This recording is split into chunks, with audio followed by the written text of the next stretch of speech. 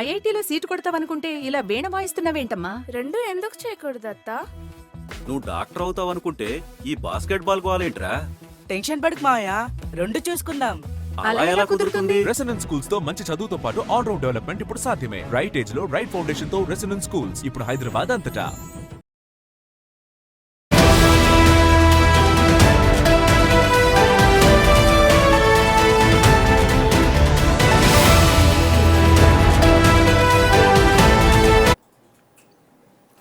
Welcome to big TV digital exclusive live. ఇరాన్లో ఇంకా మారణ హోమం కొనసాగుతూనే ఉంది. అక్షరాల అక్కడ 18,000 మంది చనిపోయారు అంటే నిజంగా నమ్మశక్యం కావట్లేదు. ఇది నిజంగా చాలా చాలా అమానవీయ ఘటన. ప్రస్తుతానికి ఇరాన్తో బయట ప్రపంచంతో సంబంధాలు అయితే తెగిపోయాయి. ప్రపంచంలో ఉన్న మిగతా అన్ని దేశాలతో కూడా సంబంధాలు తెగిపోయినట్లే చెప్పాలి. అక్కడ లోకల్గా వస్తున్న ఇన్ఫర్మేషన్ని బట్టి కొన్ని రిపోర్ట్స్ బయటకు వస్తున్నాయి. ఆ రిపోర్ట్స్లో మొత్తం 18,000 మందిని ఖమైనీ ప్రభుత్వం ఉక్కు పాదంతో అణిచివేసింది. 18,000 మందిని నిర్దాక్షిణ్యంగా కాల్చి చంపింది అన్న వార్తలు అయితే బయటకు వస్తున్నాయి. ఖమైనీకి వ్యతిరేకంగా ఇరాన్లో అయినా కూడా ప్రజలు ఇంకా ఆగడం లేదు. 18,000 మందిని ఉక్కు పాదంతో అణిచివేసినా కూడా అక్కడ ఒక ఉద్యమం ఉవ్వెత్తున ఎగిసిపడుతోంది.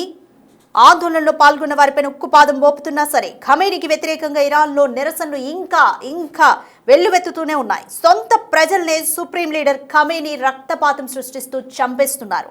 నమ్మశక్యం కాని రీతిలో మృతుల సంఖ్య ఉంది.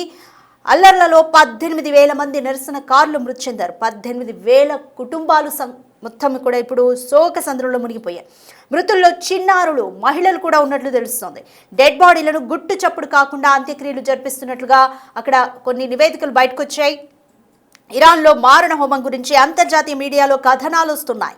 మరణాల సంఖ్యను ఇంకా ఖమైనీ ప్రభుత్వం ధృవీకరించట్లేదు. కేవలం 3,000 మంది చనిపోయారు, 5,000 మంది చనిపోయారు అంటూ కట్టుకథలు చెబుతూ వస్తోంది. తప్పుడు ప్రకటనలు చేస్తూ వస్తోంది.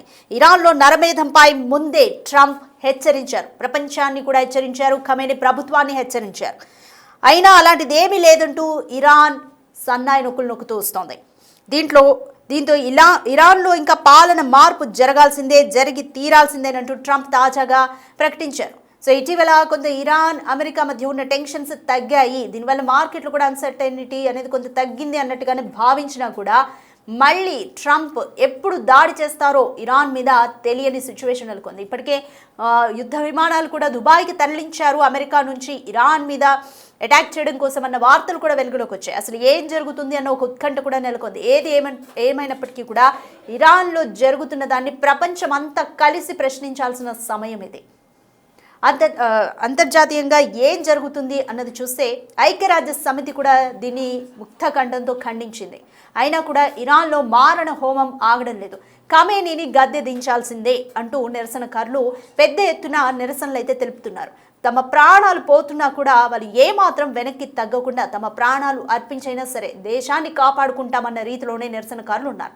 సో అసలు కారణం ఏంటి అనేది అందరికీ తెలుసు. తీవ్రంగా పెరిగిపోయిన ఆర్థిక సంక్షోభమే ఇరాన్లో ఇప్పుడు ఉన్న సిచ్యువేషన్కి, ఇప్పుడున్న పరిస్థితులకి ప్రధాన కారణం. తీవ్రంగా ఆర్థిక సంక్షోభం పెరిగిపోయింది. తీవ్రంగా ధరలు, నిత్యావసర వస్తువుల ధరలు పెరిగిపోయాయి. అక్కడి ప్రజలు భరించలేకపోయారు. రోడ్డు మీదకి వచ్చి గత నెల నుంచి కొనసాగుతుంది ఈ సిచ్యువేషన్స్ అన్ని కూడా గత నెల నుంచే స్టార్ట్ అయ్యాయి. గత నెల నుంచే అందరూ కూడా రోడ్ల మీదకి వచ్చి తమ నిరసనను తెలపడం స్టార్ట్ చేశారు. ఖమైనీ ప్రభుత్వాన్ని తీవ్రంగా వ్యతిరేకిస్తున్నారు. అమెరికా ఇరాన్కు అండగా నిలిచింది. ఇరాన్లోని నిరసనకారులకు అండగా నిలుస్తుంది, హామీ ఇస్తుంది. బట్ ఇప్పటి వరకు అయితే యుద్ధం ఎప్పుడు చేస్తుందా అనేది అయితే తెలియట్లేదు. అమెరికా ఖమైనీని అణిచివేయాలని చూస్తుందా? ఇరాన్పై విరుచుకుపడి ఖమైనీ ప్రభుత్వాన్ని అణిచివేయడంలో అమెరికా మొత్తం ఇదే తన హస్తంలోకి తీసుకుంటుందా? ఏం జరుగుతుంది అన్న ఉత్కంఠ అయితే ఒకటైతే కొనసాగుతుంది. ఒకసారి అక్కడ అసలు ఇరాన్లో సిచ్యువేషన్స్ ఏ విధంగా ఉన్నాయి, అల్లర్లు ఏ విధంగా కొనసాగుతున్నాయి, అక్కడ ప్రజలు ఎలా ఉన్నారు ఒకసారి విజువల్స్లో చూద్దాం.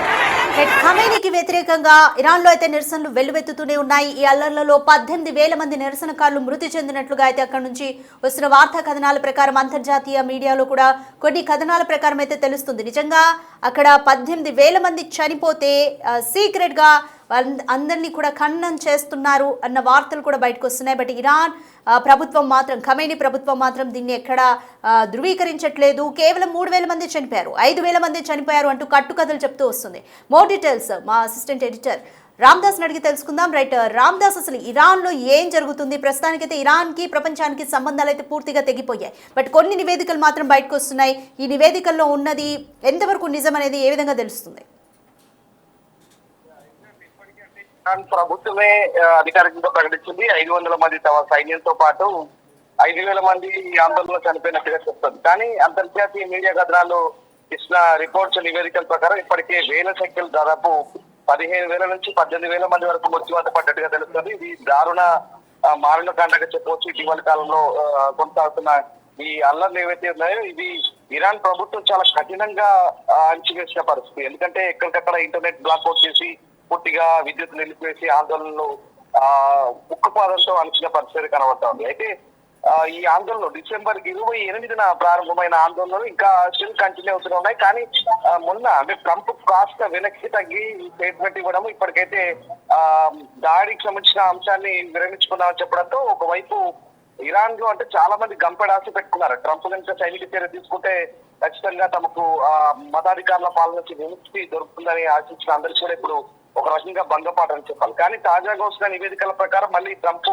ఏ క్షణమైనా ఏ నిర్ణయం తీసుకోవచ్చనే వస్తున్న వార్తల నేపథ్యంలో ఇప్పుడు మళ్ళీ ఈ అంశం చర్చనీయాంశంగా మారుతుంది. ట్రంప్ దానికి తగ్గట్టుగా మళ్ళీ ఒక స్టేట్మెంట్ కూడా ఇచ్చాడు. ఖమేనీ పాలన అంతం కావాలి, నాయకత్వం అవసరం అంటూ ట్రంప్ చేస్తున్నటువంటి సంచలన కామెంట్స్ మళ్ళీ ఏ క్షణమైనా ఇరాన్ పై అమెరికా దాడి జరపొచ్చనే వార్తలు కూడా మళ్ళీ వినిపిస్తాయి. ఎందుకంటే మొన్ననే అంటే ఇరాన్ చుట్టూ ఉన్నటువంటి ఎయిర్ బేస్ ఖతర్ కావచ్చు, ఇటు జోర్డాన్ కావచ్చు, కువైట్ కావచ్చు, అలాగే ఈజిప్ట్ కావచ్చు, మిగతా ప్రాంతాల నుంచి ఏ ఎయిర్ బేస్ ఉంటాయి అంటే ప్రధానంగా అల్ ఉదీద్ ఎయిర్ బేస్ ఏదైతే ఉందో ఖతర్ ప్రాంతం నుంచి ఎక్కువగా B-52 బాంబర్స్, అలాగే అక్కడ యుద్ధ విమానాలు, యుద్ధానికి ఇంధనం నింపే విమానాలు అన్ని కూడా సిద్ధంగా ఉన్నాయంటూ వార్తలు వచ్చాయి. ఇంకా ఏ క్షణమైన దాడి జరగొచ్చంటే కూడా వచ్చాయి. కానీ అవన్నిటికీ తెరదించు అక్కడి నుంచి మళ్ళీ యుద్ధ విమానాన్ని వెనక్కి వెళ్ళిపోయిన పరిస్థితి. దీంతో కొంత ఇరాన్ ప్రజలు అంటే ఎందుకు ట్రంప్ మీద ఆశ పెట్టుకున్నారంటే మీరు ఆందోళన చేయండి, నేను మీకు మద్దతుగా ఉంటాను, help is on the way అంటూ ఆయన ఇచ్చిన స్టేట్మెంట్ అది మరింత ఆశ్చర్యపోతుంది. దీంతో ప్రాణాలకు తెగించి ప్రభుత్వానికి ఎదురొడ్డి అక్కడ కొంతమంది పోరాడే పరిస్థితి.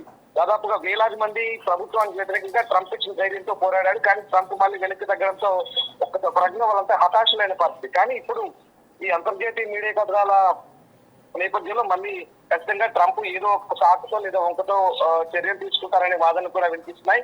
ఏదేమైనా ఇరాన్ పై చర్యలు తీసుకునే నేపథ్యంలో మరోవైపు ఇరాన్ కూడా గట్టి హెచ్చరికలు ఇచ్చింది. అటు ఇజ్రాయెల్ పై అమెరికా ఎయిర్బేస్ లపై దాడి చేస్తామంటూ వచ్చిన వార్తల నేపథ్యంలో మరి యుద్ధాన్ని అయితే తాము కోరుకోవడం లేదు, కానీ ఖచ్చితంగా తమపై దాడి చేసి ఊరుకోమంటూ అటు ఇరాన్ వైపు నుంచి వస్తున్న హెచ్చరికల నేపథ్యంలో ప్రస్తుతానికైతే మరి ఇరాన్ పై మళ్ళీ అమెరికా దాడికి పూనుకోబోతున్నా, ఏం జరగబోతుందని మాత్రం ఆసక్తికరంగా మారుతుంది.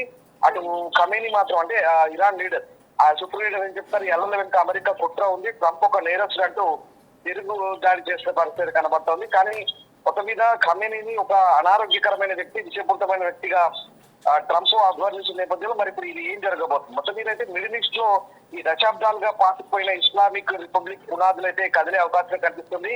ఎందుకంటే అయతుల్లా అలీ ఖమేనీ నేతృత్వంలోని ఈ 37 ఏళ్ల పాలనకు సంబంధించి ముగింపు పలకాల్సిన అవసరం ఆచరణమైందంటూ అధ్యక్షుడు ట్రంప్ సంచలనం పిలుపునిచ్చారు. దీంతో ఇరాన్ లో కొనసాగుతున్నటువంటి అల్లర్లు, వేలాది మంది నిరసనకారుల మరణాల నేపథ్యంలో ట్రంప్ వ్యాఖ్యలు ఇప్పుడు అంతర్జాతీయ రాజకీయాల్లో పేరు దుమారమే రేపుతున్నాయి.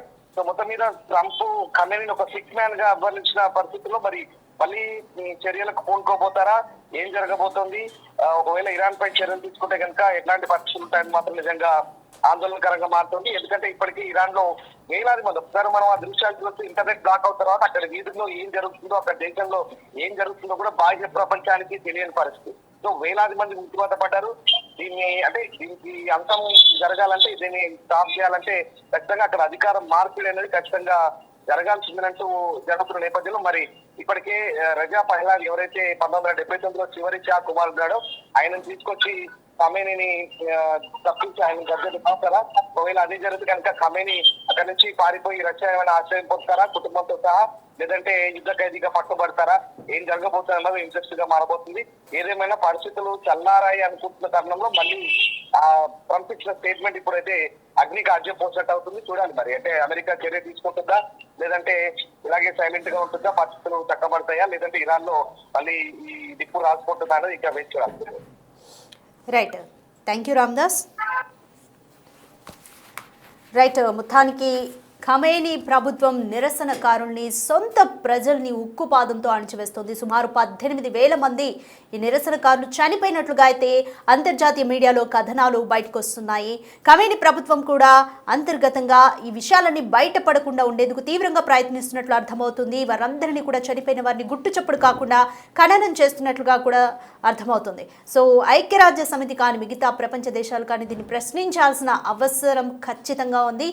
ఆల్ ఐస్ ఆన్ ఇరాన్ అనేది మీరు కూడా ఒకసారి గమనించండి. ఏం చేయాలి ఇరాన్ విషయంలో అనేది కూడా, ఏం జరిగితే బాగుంటుంది ఇరాన్ విషయంలో ఐక్యరాజ్య సమితి కానీ అలాగే మిగతా ప్రపంచ దేశాలు కానీ భారత ప్రభుత్వం కానీ విషయాల పట్ల ఏ విధంగా స్పందించాలి అనేది కమెంట్ చేయండి. అలాగే ట్రంప్ ఏ విధంగా స్పందిస్తున్నారు, ట్రంప్ యుద్ధం చేసి ఖమేనీని బంధిస్తే బాగుంటుందా, ఏ విధంగా మీరు అభిప్రాయపడుతున్నారు, లేదా ఖమేనీ చేస్తుందే కరెక్టా, మీరు ఏం ఫీల్ అవుతున్నారు అనేది కమెంట్ చేయండి.